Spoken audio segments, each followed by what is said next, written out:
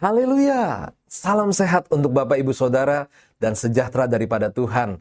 Hari ini hari Sabtu 16 Agustus 2025. Kembali Mana Surgawi berjumpa dengan Bapak Ibu Saudara dan renungan hari ini berjudul Kaya Tetapi Miskin. Mari kita membaca firman Tuhan dari Wahyu 3 ayat 17. Karena engkau berkata, aku kaya dan aku telah memperkayakan diriku dan aku tidak kekurangan apa-apa, dan karena engkau tidak tahu bahwa engkau melarat dan malang, miskin, buta dan telanjang.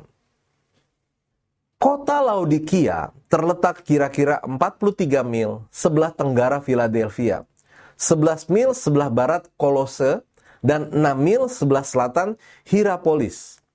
Kota ini adalah pintu gerbang ke Efesus. Batas timur kira-kira 100 mil, merupakan pintu gerbang ke Syria.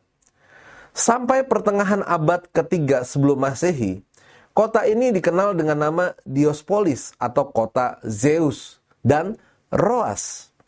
Tetapi sekitar tahun 250 sebelum Masehi, penguasa Syria Antiochus II memperluas wilayahnya ke barat, menaklukkan kota itu dan mengganti namanya menjadi Laodikia untuk mengenang istrinya Laudis.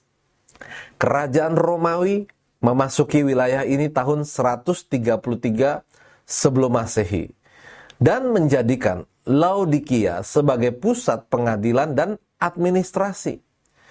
Kota ini memiliki sekolah kedokteran dengan spesialisasi dalam pengobatan telinga dan mata.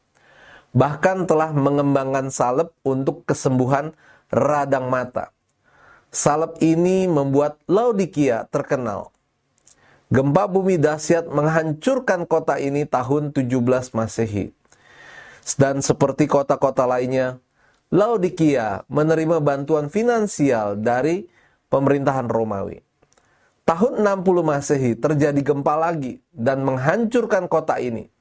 Tetapi saat pemerintah Romawi menawarkan bantuan finansial, tua-tua menolak dan memberitahukan bahwa mereka telah memiliki sumber daya yang cukup.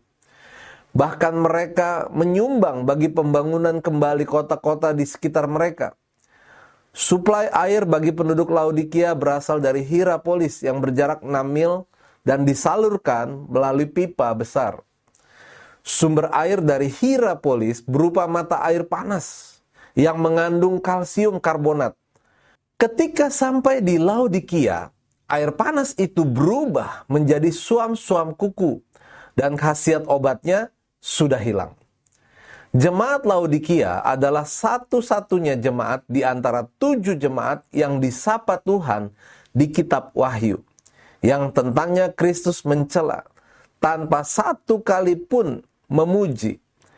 Tuhan merujuk kepada air di Laodikia yang tidak dingin seperti air di Kolose yang dapat memberikan kesegaran kepada para musafir yang meminumnya, serta tidak panas dan punya khasiat obat seperti air di Hierapolis.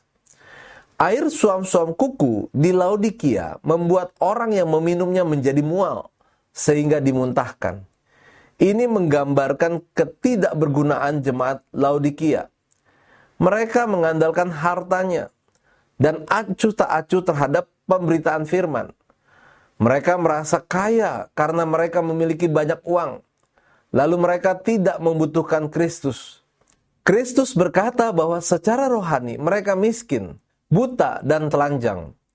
Adalah hal yang mengerikan ketika sampai pada waktu di mana kita harus berdiri di hadapan Tuhan untuk mempertanggungjawabkan hidup kita. Dan ternyata Kristus mencela tanpa memuji sama sekali.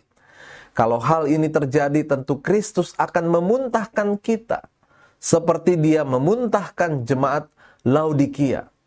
Ini berarti kita akan terpisah selamanya dengan Kristus di kegelapan kekal.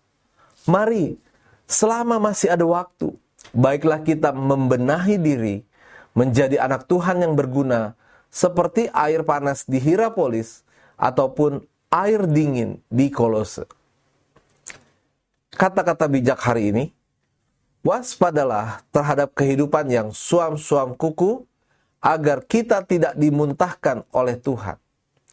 Bapak Ibu, mari kita akan berdoa untuk menutup renungan pada hari ini. Bapa di sorga, aku ingin hidupku tidak suam-suam kuku, sehingga aku dimuntahkan oleh Kristus. Tolong aku ya Bapa, dalam nama Tuhan Yesus, kami berdoa dan mengucap syukur. Amin. Puji Tuhan, semoga renungan hari ini menjadi berkat untuk Bapak Ibu semuanya. Tuhan Yesus memberkati.